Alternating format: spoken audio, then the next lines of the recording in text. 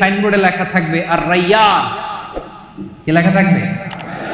ইন্না ফিল জান্নাতি সামানিয়াতু আবওয়াব, জান্নাতের 8টা দরজা। মিনহা বাব, একটা স্পেশাল দরজা আছে ইসমা আর রাইয়ান, যেই দরজার সাইনবোর্ডে লেখা থাকে রাইয়ান।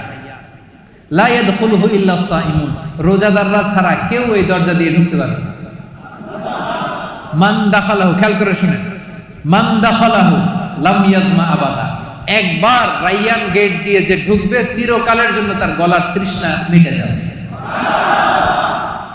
রমাদানে এই ডাব্লিউআরপির কোম্পানিতে কাজ করেন, কাজ করতে করতে দুপুর গড়িয়ে যখন বিকাল আসে, তৃষ্ণায় গলা ফেটে যায়।